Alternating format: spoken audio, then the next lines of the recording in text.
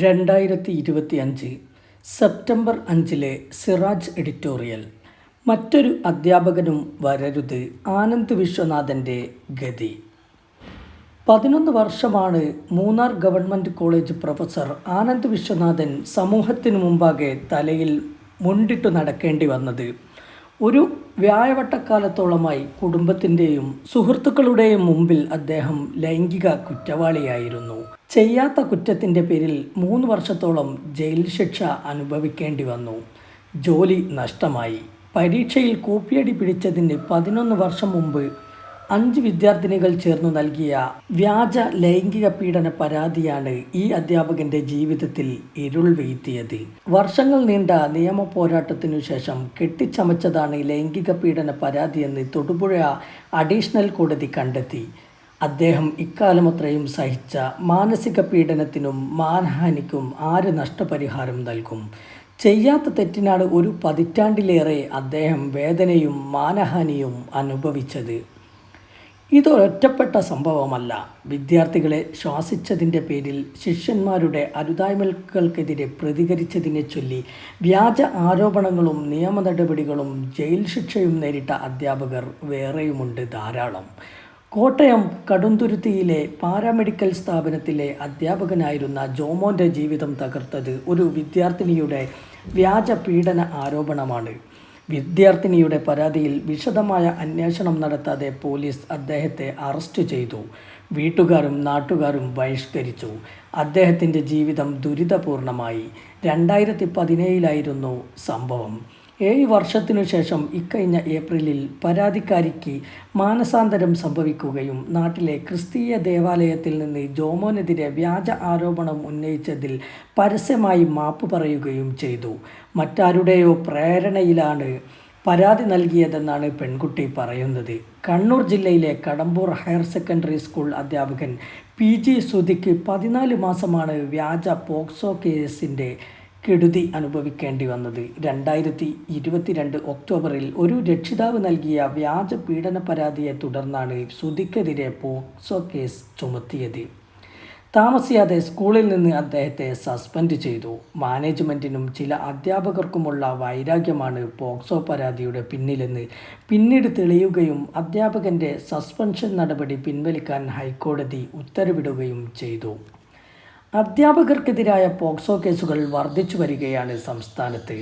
വിദ്യാഭ്യാസ മന്ത്രി V Sivankutty May മാസത്തിൽ വെളിപ്പെടുത്തിയ കണക്കനുസരിച്ച് 101 സ്കൂൾ ജീവനക്കാർ പോക്സോ കേസുകളിൽ അകപ്പെട്ടിട്ടുണ്ട്.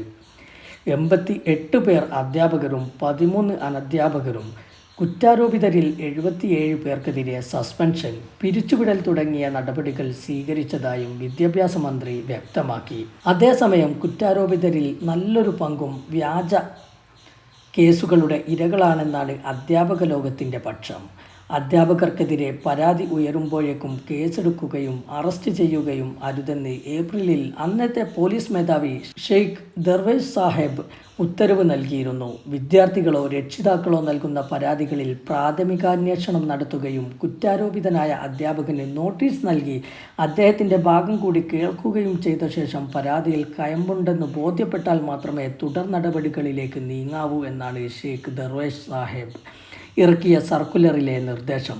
പരാതിയിൽ 3 വർഷം മുതൽ 7 വർഷം വരെ തടവ് ശിക്ഷ ലഭിക്കാവുന്ന കുറ്റകൃത്യങ്ങളുണ്ടെങ്കിൽ പ്രാഥമികാന്വേഷണത്തിന് DYSPയെയോ ഉയർന്ന റാങ്കിലുള്ള ഉദ്യോഗസ്ഥനെയോ അധികാരപ്പെടുത്തണമെന്ന ഹൈക്കോടതി നിർദ്ദേശം കൂടി സർക്കുലറിൽ ഓർമ്മപ്പെടുത്തുന്നുണ്ട്. പാഠപുസ്തകങ്ങളിലെ ഭാഗങ്ങൾ പഠിപ്പിക്കുക മാത്രമല്ല ഒരു അധ്യാപകൻ്റെ ഉത്തരവാദിത്വം. നാടിനും സമൂഹത്തിനും ഉപകാരപ്പെടുന്ന പുതുതലമുറയെ വാർത്തെടുക്കുക കൂടിയാണ്.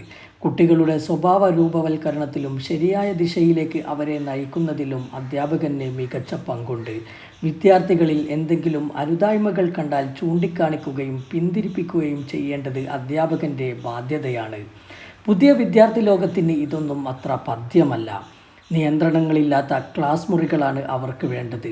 അത്തരമൊരു മനോഗതിയാണ് കുരുന്നു മനസ്സുകളിൽ ചില വിദ്യാർത്ഥി പ്രസ്ഥാനങ്ങൾ വളർത്തിയെടുക്കുന്നതും. അച്ചടക്കം പാലിക്കാത്ത വിദ്യാർത്ഥിയെ ശാസിക്കുന്നതോ കണ്ണു തുറിച്ചു നോക്കുന്നതോ പോലും സ്വാതന്ത്ര്യത്തിനുമേലുള്ള നിയന്ത്രണമായി കാണുന്നു. ഇതിൻ്റെ പ്രതികാരമായിരിക്കും അധ്യാപകർക്കെതിരെ ഉയരുന്ന പീഡന പരാതികളിൽ നല്ലൊരു പങ്കും അധ്യാപകൻ വിദ്യാർത്ഥികളെ ലൈംഗിക പീഡനത്തിന് ഇരയാക്കുകയോ പഠനത്തിൽ വീഴ്ച വരുത്തിയതിനോ മറ്റോ ഗുരുതരമായ ശാരീരിക മാനസിക പീഡനത്തിന് ഇരയാക്കുകയോ ചെയ്തിട്ടുണ്ടെങ്കിൽ കർശന നടപടികൾ ആവശ്യമാണെന്നതിൽ പക്ഷാന്തരമില്ല. ഇതോടൊപ്പം തന്നെ സദുദ്ദേശത്തോടെ അധ്യാപകർ നടത്തുന്ന ശാസനയുടെയോ കോപ്പിയടി പോലുള്ള തെറ്റായ ചെയ്തികളെ തിരുത്താൻ ശ്രമിക്കുകയോ ചെയ്തതിൻ്റെ പേരിൽ കള്ളക്കേസിൽ കുടുക്കി അവരെ ക്രൂശിക്കുന്ന പ്രവണതയും ഇല്ലായ്മ ചെയ്യേണ്ടതുണ്ട്. അധ്യാപകർക്കെതിരെ കള്ളപ്പരാതി നൽകുന്നവർക്കെതിരെ മാതൃകാപരമായ ശിക്ഷ ഉറപ്പുവരുത്തണം. പ്രൊഫസർ ആനന്ദ് വിശ്വനാഥിൻ്റെ ദുർഗതി ഭാവിയിൽ ഒരു അധ്യാപകനും വരാൻ ഇടയാകരുത്.